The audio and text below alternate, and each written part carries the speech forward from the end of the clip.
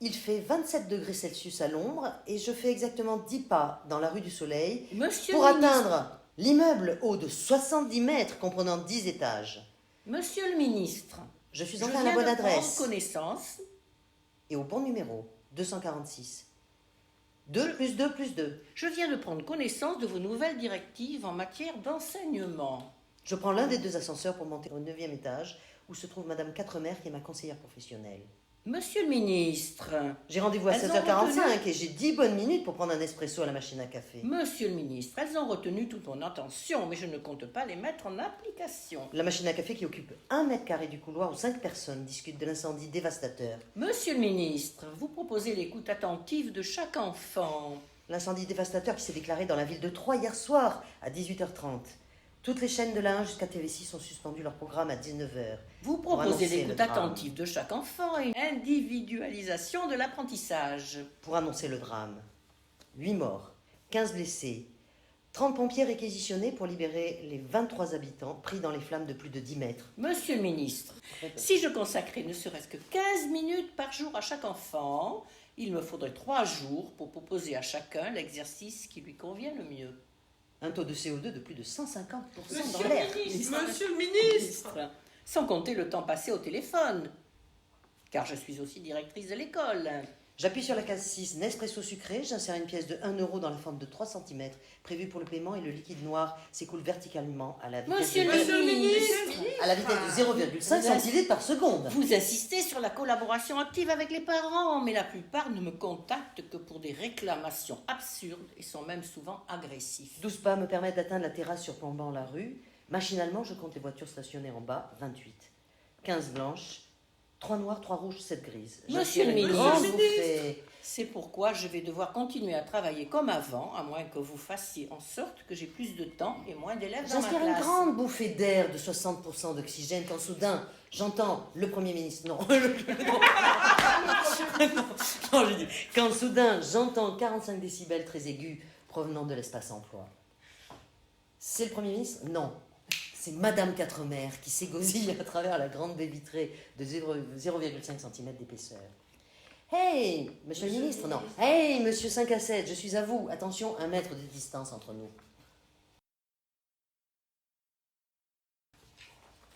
Vas-y. Il, l'inconnu, déserte son lieu de vie. Il décide de bourlinguer, voyager, sans se retourner, vivre sa vie, suivre un chemin de traverse, échapper, s'échapper, se sauver, se défaire des carcans, connaître l'aventure, expérimenter, tenter, oui, tenter, succomber à la tentation, bannir, interdire, foncer sans réfléchir, faire, défaire, refaire, bâtir, démolir. Une fourmi traversa l'évier. J'ai pensé que c'était le moment de s'attacher à un quai, à bon port, un port d'attache, et d'aller s'établir près d'un village du grand fleuve Amazon, improviser un voisinage de cabanes, échapper de justesse à la saison des pluies, négocier un emplacement, retourner la terre, reprendre le cours de sa vie et s'improviser chasseur de mots et d'images. Reconstruire, entendre, écouter, partager, sourire, créer, imaginer. Perdre haleine, rentrer tôt le matin. Sortir, sortir de soi, oui, s'exprimer, laisser fuir les mots, la pensée, s'autoriser. Quitter la doxa, bourlinguer sur les nuages, négocier la buée. Autodérision, fusion, fusionner, fondre, foudroyer, se détendre, se calmer, s'apaiser, s'asseoir. Perdre l'aurore, suivre la fourmi.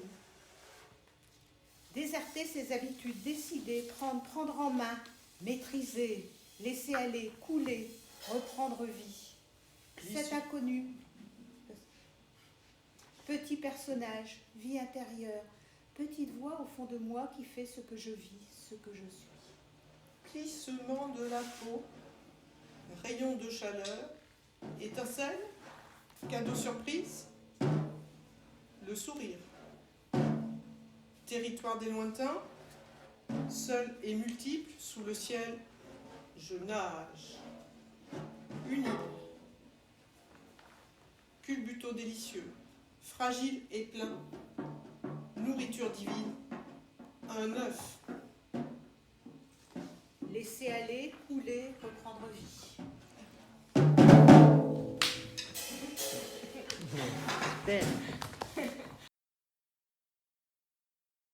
Ils étaient jeunes et insouciants, avaient investi les économies de leur job d'été dans une vieille Peugeot 504 et attendaient le bateau à Marseille. Ne rien oublier, 2 pantalons, 4 t-shirts, 4 slips, 3 paires de chaussettes, un roman, un passeport, 150 €.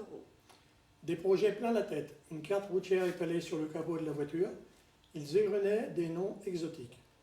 Rendez-vous à l'aéroport à 4h30, embarquement 6h30. 6 heures de vol, 10 000 km, 8 heures de décalage horaire, arrivée à destination. Alger, Tamanrasset, Tombouctou 35 et degrés. regardait, fascinés, l'intensité couleur sable sur la carte. Combien de millions d'habitants? Des siècles de civilisation. Le Sahara, un nom qui les faisait rêver. Ils se voyaient déjà tels des nomades traversant les déserts épris de liberté. Splendeur des monuments, De grands espaces et des paysages perte de vue. émerveillement, Petit prince des temps modernes, doux rêveur, aventurier dans l'âme. dépaysement total. Mais le Sahara n'a pas été tel qu'il l'imaginait. Cette oasis de calme et de sérénité chantée par les poètes. Il n'avait encore jamais entendu parler des Touaregs. Acheter un souvenir pour les enfants? C'est combien? 10. C'est trop, je donne 8. C'est quand leurs voitures ont été stoppées net en plein désert qu'ils ont fait connaissance. Enfin, façon de parler, peu de palabres, des mitraillettes, un coup tiré, des cris, des larmes. Retour à l'hôtel, repas à 19h, demain départ à 6h, 3 heures de bus, puis une randonnée de 5 km. Et puis 5 semaines enfermées dans un village, à ne plus comprendre ce qu'on est venu chercher là. Encore 3 jours de découverte, plus que 2 jours. Pas vraiment enfermés d'ailleurs, mais le désert est grand quand on est à pied. Alors ils ont attendu. Certains sont tombés malades. Demain, on reprend l'avion, vol 658. Et puis un jour, on est venu les chercher. Les négociations avec leurs ambassades avaient abouti. C'était la fin du voyage. Retour à la maison, 14 degrés, ça change. Il reste à visionner les 300 photos. C'est bien là, parce que c'est. Pas On mal. a l'impression que le texte, il va avec. Ah ouais, ils vont vraiment Ouais, faire c'est ça. Là, c'est qu'on a on n'est pas là, alors Voilà. C'est une femme qui avait déserté l'Italie en 1924. Circonstances obligent. Elle et sa famille avaient bourlingué sur les routes entre Modène et la porte de la Chapelle à Paris. Ils ont voyagé sans se retourner, poursuivre un objectif précis, échapper à la peste brune et déserter un pays où le mal sévissait, s'improviser une nouvelle vie dans une autre. Pour échapper à cet enfer, il a fallu se bagarrer tous les jours, s'établir à 5 dans un petit appartement sombre aux portes de Paris, apprendre de nouveaux métiers loin de la terre, fabriquer des fleurs artificielles pour les cimetières ou réparer des meubles. Il a fallu aussi prendre parti pour la France en demandant la nationalité, réciter Victor Hugo et la Marseillaise devant des fonctionnaires de police zélés. Il a fallu ensuite se marier. Elle l'a fait, le même jour que Palma, sa sœur cadette, un samedi de 1931. Elle avait trouvé un exilé, comme elle, qui avait déserté le nord de la France et les destructions de la Grande Guerre pour aller s'établir en région parisienne.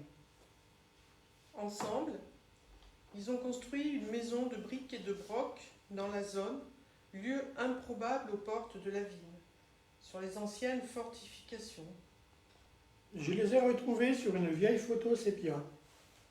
Ils sont assis dans l'herbe, un après-midi d'été, souriant à l'objectif avec bonhomie et confiant dans l'avenir. J'ai retourné la photo. Au dos, il était écrit juillet 1938. Cette femme, c'était Alba, ma grand-mère, et cet homme, Raymond, mon grand-père.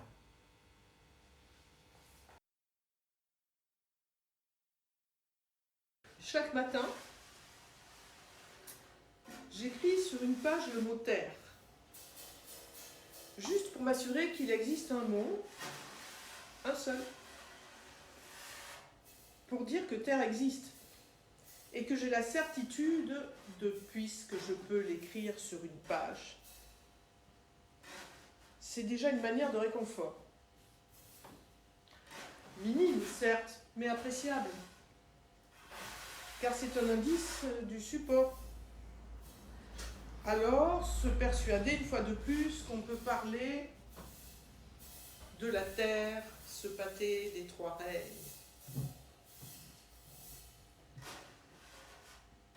Aujourd'hui, ou du moins poser le mot sur une page, représente comme une petite victoire sur le néant.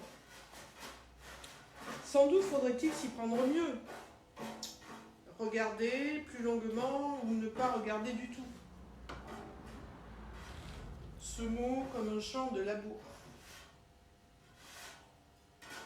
Peut-être qu'en observant les sillons du mot, ou à l'inverse, en l'imaginant, je finirai par ressentir quelque chose, puisque moi aussi j'éprouve, je perçois, je ressens. Mais à quoi bon raisonner de la sorte? Si mon regard s'attarde comme les oiseaux guettant les vers de terre.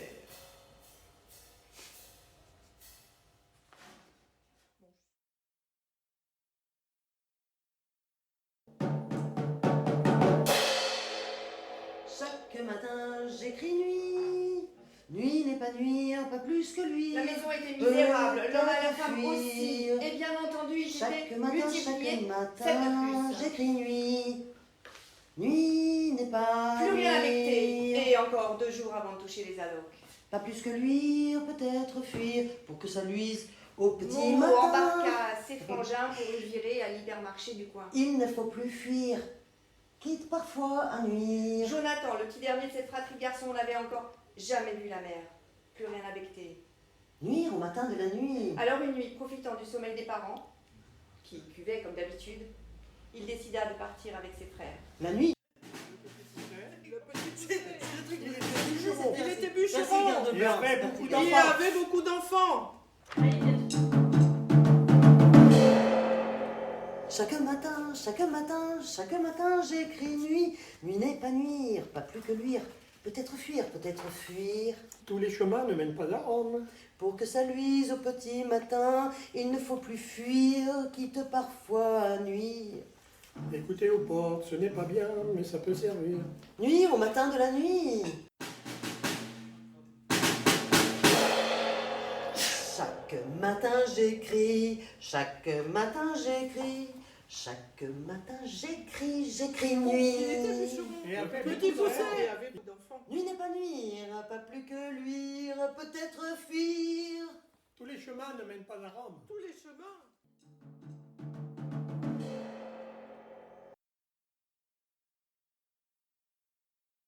Chaque matin, j'écris sur une page le mot terre. Juste pour m'assurer qu'il existe un mot, un seul, pour dire que terre existe et que j'ai la certitude de puisque je peux l'écrire sur une page. C'est déjà une manière de réconfort. Minime, certes, mais appréciable. Car c'est un indice du support. Alors, se persuader une fois de plus qu'on peut parler de la terre, ce pâté des trois reines.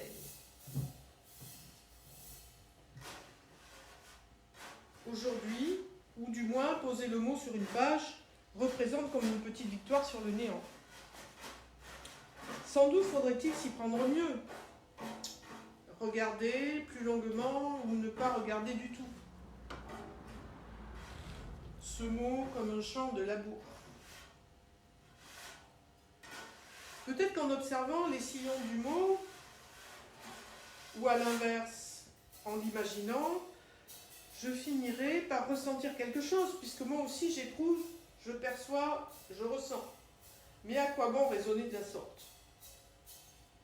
Si mon regard s'attarde comme les oiseaux guettant les vers de terre.